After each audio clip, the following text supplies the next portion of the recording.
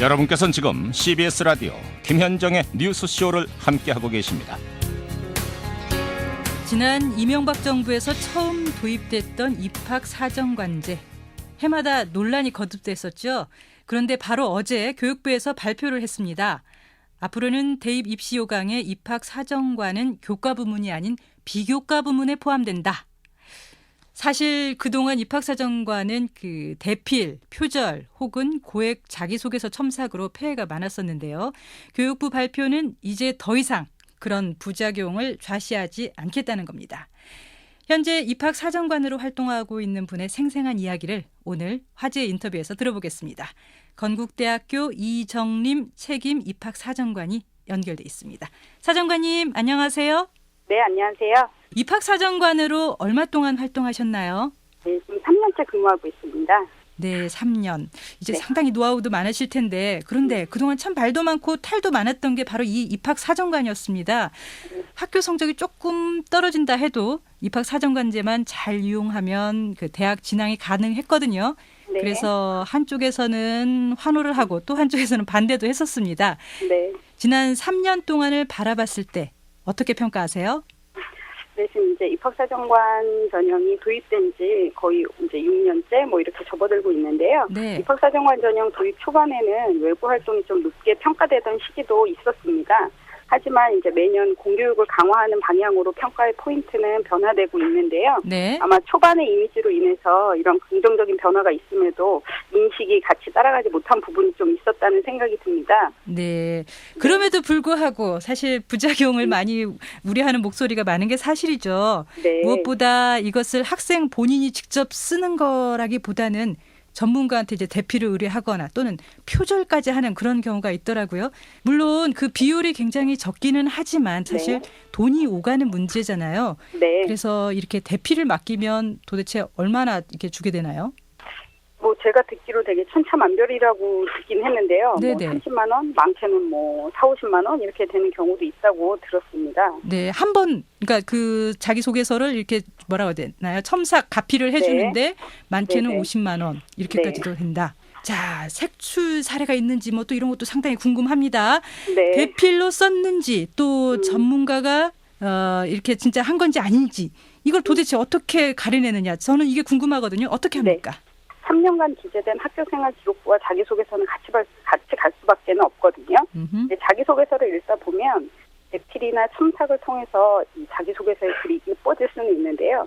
평가할 때 자기소개서만 보는 게 아니고 뭐 학생부, 자기소개서, 교사추천서 이런 내용들을 모두 종합적으로 평가해서 네. 그 안에서의 일관성, 뭐 노력 이런 부분들을 평가하고 있기 때문에 3년간의 학교 생활까지 변화시킬 수는 없기 때문에 네, 이 부분에 대해서 마치 자기소개서가 되게 가장 중요한 평가 자료인 것처럼 오해는 안 하시면 좋을 것 같고요.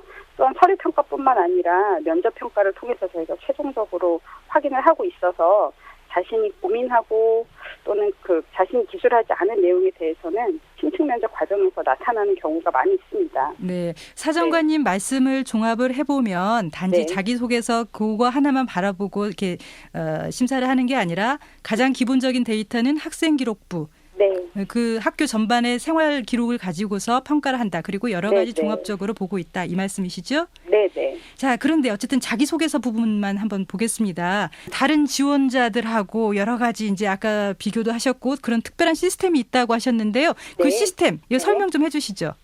저희 학교 같은 경우에는 자체 검색 시스템하고 대교육 유사도 검색 시스템을 둘 다 활용하고 있습니다. 네, 두 가지를 같이 네. 그럼 두 번에 걸쳐서 이렇게 검색을 하시는 건가요? 네, 그렇습니다. 네. 두 번에 걸쳐서 두 차례에 걸쳐서 활용을 하고 있는데요. 대교육 유사도 검색 시스템 같은 경우에는 대학 간 검색 시스템이기 때문에 2013학년도에 모든 대학의 입학사정관 전형으로 지원한 학생들 전체 서류가 비교 대상이 되고 있습니다. 아하, 그러면은 지금 낸 서류 자체가 다른 학교 지원자들하고도 비교가 돼서 어느 정도 네. 유사한지를 판단하신다. 네, 이런 네. 말씀이신가요? 네. 네, 그렇군요.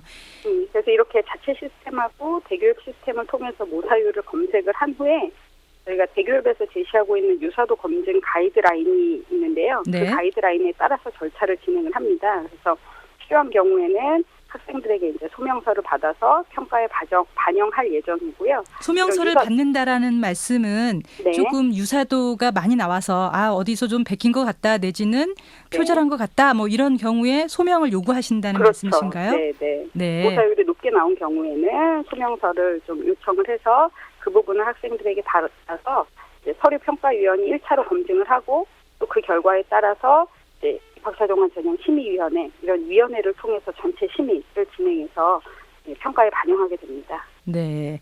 자, 어쨌든 자기소개서가 통과가 됐습니다. 그런데 네. 또 하나 과정이 중요한 게 남아있죠. 바로 면접입니다.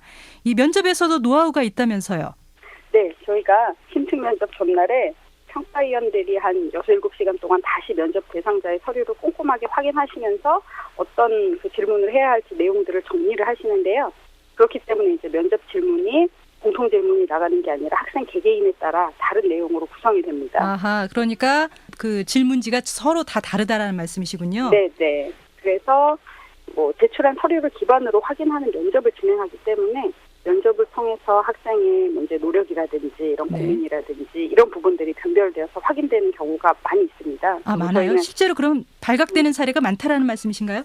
네, 저희 그 12학년도, 13학년도 같은 경우에는 동일 학교의 학생들인데 한 학생의 내용을 그대로 좀 베낀 경우가 있어서 아하. 이 부분을 면접 과정에서 확인을 하고 면접을 통해서 불합격 처리한 경우가 있었습니다. 똑같이 어떤 활동을 했다고 하는데 면접을 통해서 보니 한 학생은 사실상 그 거짓으로 드러난 그런 네, 케이스인가요?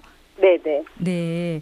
자, 그럼 혹시 입학한 다음에 그 이후에 어떤 발각이 될 수 있습니까? 네, 입학 후에도 표절이나 대픽이 발견되면 입학이 취소가 되고요. 네. 교육 시스템에서도 전형 후에 다시 한번 검증 절차가 있는 것으로 알고 있습니다. 그래서 그런 부분들이 또 대학에 안내가 되어서 이런 부분에는 발각되게 되면 입학이 취소될 수 있습니다. 네. 이제 문제는 앞으로 자기소개서를 포함해서 도대체 이거 어떻게 잘 쓸 수 있을까? 참 깜깜하고 난감하신 분들 많을 것 같은데요. 도대체 어떻게 해야 하나요? 네. 저희가 평가하는 게 글을 잘 썼는가 이런 것들을 평가하는 게 아니고요. 네. 학생들이 고등학교 생활 속에서 어떤 점들을 배우고 그게 학생의 성장에 어떻게 도움이 되었는지를 평가하는 것입니다. 그러니까 학생의 그래서, 성장과 변화가 잘 드러나는 것. 이게 그렇죠. 제일 중요한 건가요? 네, 네. 고등학교 3년 동안의 활동을 잘 했으면 굳이 이런 첨삭이나 대필 이런 것들을 안 받아도 괜찮고요. 수험생의 어떤 불안한 마음을 이용해서 네. 사교육에서 이렇게 접근하는 거기 때문에 그렇죠. 그런 목소리에는 귀 기울이지 않는 게 더 중요할 것 같습니다. 사정관님 말씀 들어보면 역시 가장 중요한 것은 고등학교 3년간의 실제 경험. 네. 충실하게 자기 개발과 자기의 꿈을 향해서 달려나가는 어떤 변화상이 학생부에 잘 기록돼 있으면 그걸 바탕으로 해서 자기소개서도 충분히 잘 쓸 수 있다. 네, 가다듬으면 맞습니다. 된다. 이런 말씀이시군요. 네, 네. 아유, 말씀 잘 들었습니다. 네. 네, 지금까지 건국대학교 이정림 책임 입학 사정관과 함께 이야기 나눴습니다.